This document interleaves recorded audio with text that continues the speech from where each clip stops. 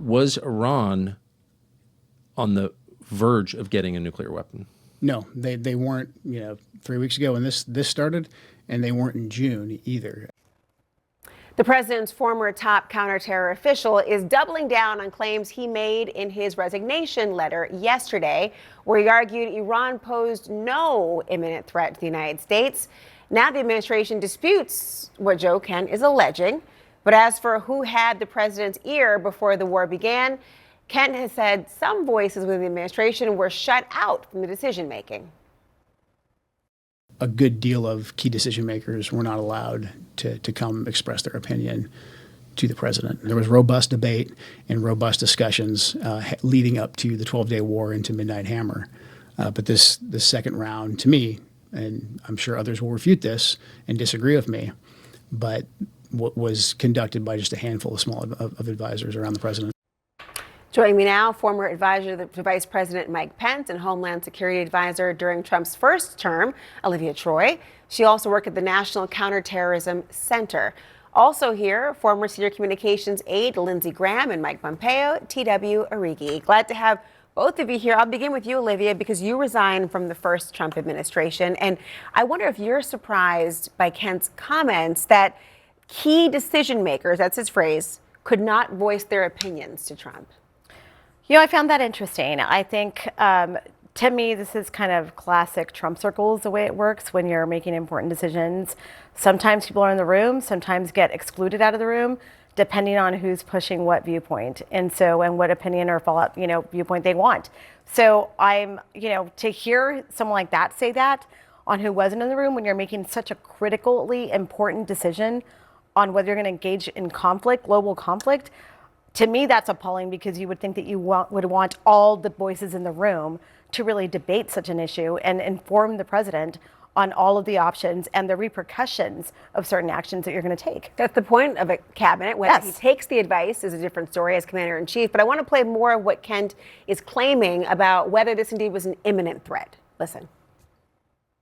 There was no intelligence that said, hey, on whatever day it was, March 1st, the Iranians are going to launch this big sneak attack. They're going to do some kind of a 9/11 Pearl Harbor, et cetera. They're going to attack one of our bases.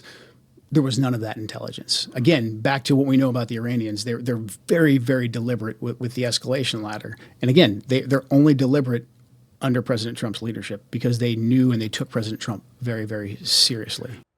Do you see this as his claims directly undermining what the administration has said? I don't know. Look, Joe Kent is a combat veteran. He has earned the right to speak freely, and he can resign if he wants. That is fine. But as the previous guest pointed out, the Iranian threat has always been imminent. They act on it all the time. And I'm not really sure in the phraseology. This is, by the way, a gentleman who advocated for taking out their nuclear sites and their missile depots, who advocated this when he was running for office. But I quarrel with the idea of what does an imminent nuclear threat look like? Are we waiting for the bomb to be on the launcher before we decide to take action? The fact of the matter is, Steve Witkoff was told directly by the Iranians that they had 1,000 pounds or more, 400-something kilograms of enriched uranium that were a hint away from being able to be put on a weapon, and that they had the inalienable right to enrich uranium. So the fact of the matter is, this is a president who has made decisive action to bring Iran to its weakest point, to disrupt its proxies, to bring the Gulf states into a coalition with the Abraham Accords, and to bring the Middle East to a new chapter. This was absolutely the right time to act, and I'm sort of surprised that Joe Kent doesn't have the foresight to see that. And yet, according to that, every single day of the Trump administration would have been a day that he could have proclaimed imminence. Even after last year, we were told that it had been obliterated in terms of the ability to have, at least in the short term, to have that nuclear capability. But this idea of having dissenting voices or who could provide alternate information, I mean alternate facts, I mean information of the intelligence community. Olivia, I mean, Trump has been quick to dismiss him, saying that he wasn't smart, he wasn't savvy, for not believing that Iran posed a threat. But you'll notice that Kent has been very careful to avoid personally attacking Trump, which I found interesting. Listen. Mm-hmm. I think we departed personally on good terms. Again, I'm an adult. I understand the way I left and writing the letter that there's parts of his administration that are going to have to come after me. and try and discredit me. I understand that. But I think the president is someone who listens. Yet he's just talking about people were not comfortable talking to him about this. I mean, this is something that I think you have a very unique perspective in terms of somebody who has voiced and been vocal about things you disagree with in an administration like this. How do you think the MAGA world will see him in this interview?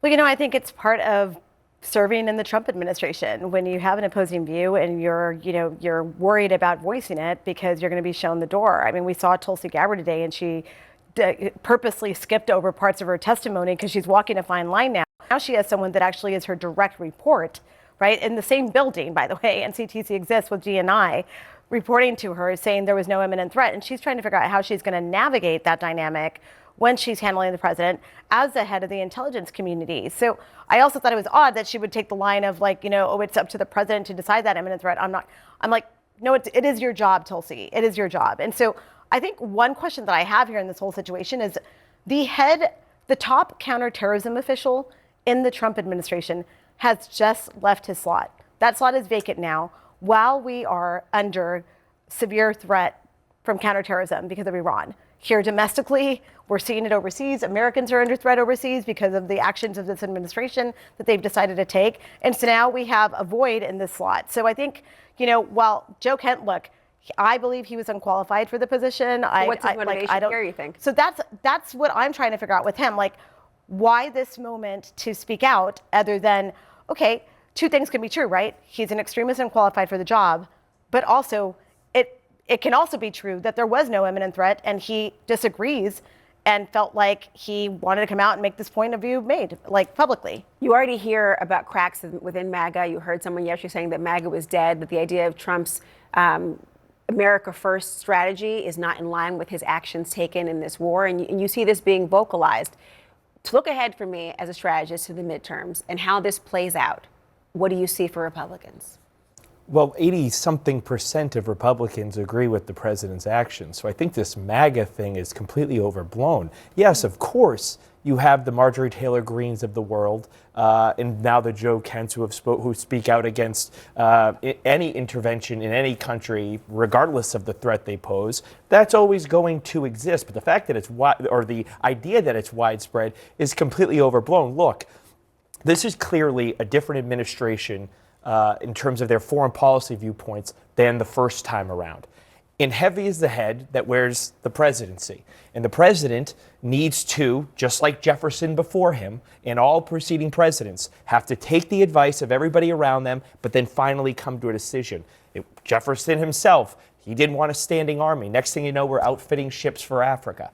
The fact of the matter is, every president takes the incoming information and makes a decision they feel are best. Donald Trump does not want to be another one of the presidents who kicks the Iranian can down the road and believes that we can do it quickly. And what you're seeing in the Straits of Hormuz, what you're seeing with the attacks on their Gulf state partners, this is a telltale sign that I'm sure all the intelligence knew signaled the last throes of this regime. And he wants to make sure that he puts this to bed sooner rather than later. Wow. We'll see if the American public agrees. If you got to go back to Jefferson for a comparison. It's been happening. I don't know. I mean, our entire been a lot of presidents since Jefferson, but they've all battled with it. I love the historical reference. I just think maybe a quicker one would be good. Olivia at TW, thank you both. Mike, I have to come to you because you know what it's like to leave the Trump administration. Yes, okay, I do. Not an easy decision. It's not an easy decision to leave any administration. Yes, that's fair. One of the things I noticed between Trump 1 and Trump 2 is that back in the first term, Trump was saying, hey, my intelligence officials are wrong on Iran. They should go back to school. I don't know if anyone remembers way back when him sort of saying this publicly. He didn't agree with them. Is it a surprise that they are, again, the people who are intelligence aren't in the room or don't have his ear? I actually am, what surprises me and what was my experience is that Trump loves the debate. So to hear Joe Kent say these people weren't in the room, that there was no debate. I just don't buy it. He's saying I don't buy that that dissenting opinions were not allowed in the room. I don't buy that.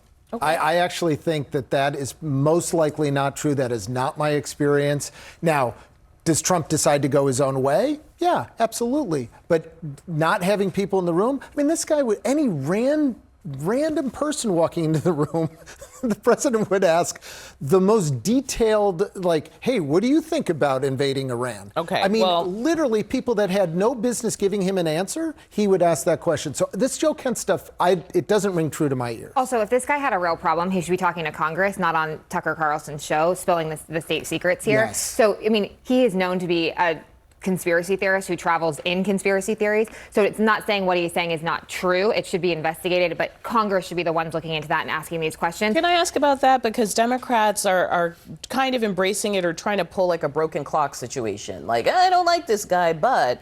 And I saw Senator Mitch McConnell in a social media post basically saying that Kent's resignation reflected virulent anti-Semitism, and that he talks about him being a guy who traffics in baseless and incendiary conspiracies, and don't believe this guy is some truth teller. That's from Mitch McConnell. So what do Democrats do with this information that they want to use, that they want to talk about, but it comes from, let's call a flawed messenger? Yeah, I think that's right. I think it is a flawed messenger, but that's why you bring him up to Congress and you ask him questions there. And under oath. And under oath, and they ask these questions there. But the fact that the podcast bros and all these other people online are platforming this person who is a known conspiracy theorist and anti-Semite, you don't give him a platform. You ask him questions under oath and you ask what he knows. But you don't take what he says on Tucker Carlson and then do it in truth. And that's why people think the Democrats have Trump derangement syndrome, because they just grasp onto anything